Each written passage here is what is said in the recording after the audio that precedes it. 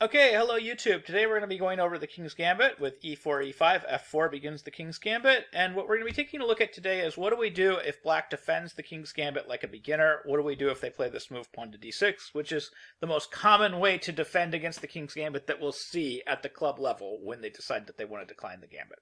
So anyways, if you like content like this and want to see more of it, please hit that subscribe button and click on your notification icon. So they're playing d6. They're not playing e captures f4. How do we reply to this? Well, when I was doing my research on this opening, I looked it up on the Lichess database just to see if it had a name, and it just said King's Gambit declined, and it actually said that d6 was a more sound way to decline than bishop to c5. But the argument it made was a little disingenuous. It was basically saying that it was more sound because it could meet knight f3 with e captures f4 and transpose into the Fischer defense. So you're not actually playing a declined. What you're playing is a accepted deferred, or you're playing a Fischer defense deferred. So it's a little bit of a disingenuous argument to say that it's better than the declined because you can transpose into an accepted. It seems a little disingenuous. Basically, the only real way to truly decline the gambit and choose not to take the material is to play a move like bishop to c5. d6, if you're going to try to play it in a way that's even remotely sound, you're going to have to accept the gambit at some point. Or, I guess white could make some sort of major concession here and play a move like d3 and say you missed your opportunity to accept the gambit, but of course d3 is a major concession from white. The only other option that white has, if he wants to give you something independent, like let's say that you play the King's Gambit, but you don't have the King's Knight's Gambit in your repertoire, you only play the King's Bishop Gambit. You could play knight to c3. And this should also be slide edge white. The point being is, if they play the accepted now, if they play e captures f4, you have queen f3. And then on knight c6, you would play queen f4, and then say knight d4, you'd play bishop to d3 and hold your c-pawn. And you should be a little bit better here. You have 3 pieces out to black's 1, and you have the only pawn in the middle of the board. You have a slightly better center. Now, of course, your pieces are a little awkward, but you can fix this in the next 2 moves. So for example, bishop e7, queen f2, knight e6, bishop e2. This should just be slide edge white. White's going to be playing d4, knight f3, etc. So this should be fine as well. Is just play knight c3, and then if they play a King's Gambit deferred, you should be fine. But of course, most of us are going to have a King's Knight's Gambit in our repertoire anyway. So if you have the King's Knight's Gambit in your repertoire, when you play knight f3, you're of course very much ready for them to play e captures f4, as this just transposes into your Fischer defense preparation. But what if they continue to decline? And that's kind of the purpose of this video, is to talk about what most club players are going to do when they play d6. They're going to continue to decline. They're going to play a move that just holds their pawn. They're going to play knight to d6. So what should we do here? Well, we should make it impossible for them to accept the gambit at this point. And the easiest way to do that is actually to play knight to c3. Just develop. And the reason this works is because it's not really sound to accept the gambit now that they have positioned their knight on c6. This is basically a line in the Fischer defense that no longer works. So if they play, for example, e takes f4, we could refute this by simply playing pawn to d4 and threatening to take that pawn on f4. The normal reply to this in the Fischer defense is to play a move like pawn to g5, because in the normal Fischer defense, they're going to meet pawn to h4 with pawn to g4 kicking this knight, and that knight isn't going to have a good place to go. You can't go to e5 because the pawn simply captures it, and if you go to g5, your knight gets trapped with either h6 or f6. But in this case, with the knight on c6, we have this other option. We can play our pawn on d4 to d5 and attack that knight, and that means when we play h4 and black replies with g4, we can bring our knight to d4.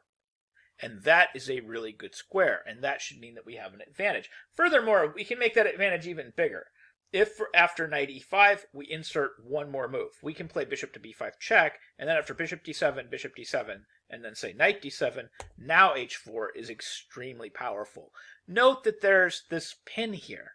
So they can't play h6, because of course we're going to play hg, and win the rook on h8. They could try something like bishop g7, but now they don't have an h6, so we can just play h captures g5, and that should be slide edge white.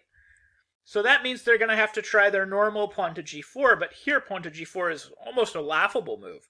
When they play pawn to g4, we're going to play our knight to d4, and we're threatening to take on both f4 and g4 because there is no light-squared bishop holding that g4 square. That means if they just try to hold f4, we're just going to play queen takes g4, and this is decisive advantage white. Not slight edge, not major advantage, decisive advantage white. We've equalized the material. Black has two double isolated pawns.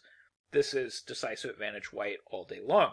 So if we go back to this situation, we meet knight c6 with knight to c3. This precludes them from playing e captures f4. They had the chance, and now they blew it.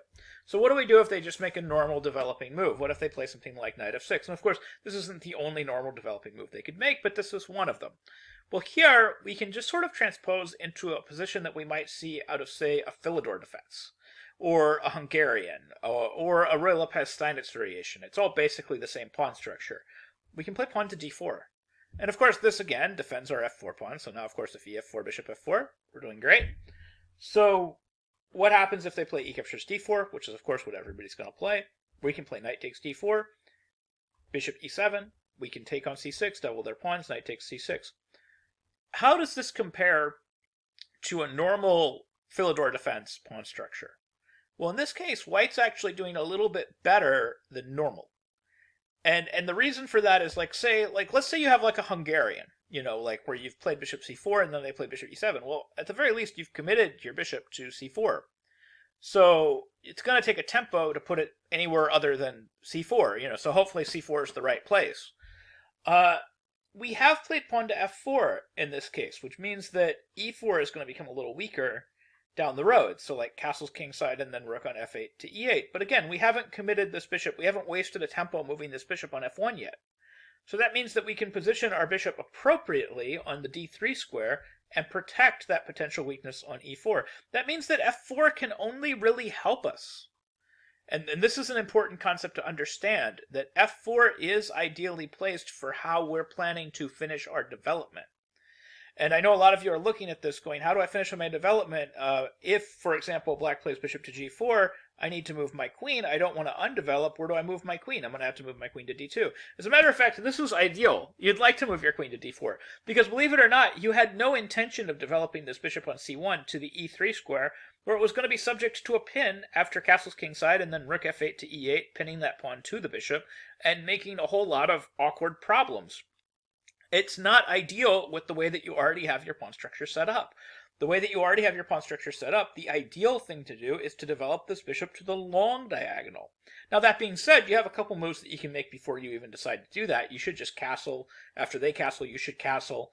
And then you should kick this bishop out of g4 because it's annoying. And then the bishop doesn't really have a great place to go. Like, objectively, actually going all the way back to its original square is probably best.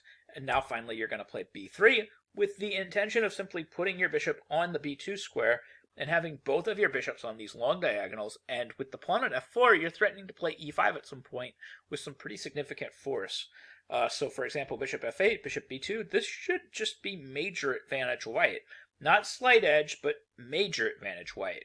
You have all of your pieces exactly where they belong.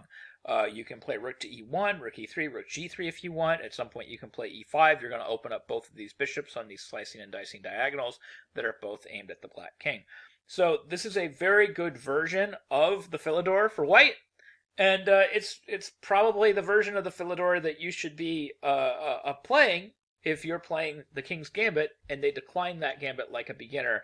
If they decline that gambit by playing this move, pawn to d6, and you continue with knight f3, and they play this very dogged knight c6 sort of defensive maneuver, after you play knight c3, they can no longer accept the gambit, and if they go down this slow road of knight f6, d4 is going to lead to this superior Philidor position for white, and white's going to end up with a really good game.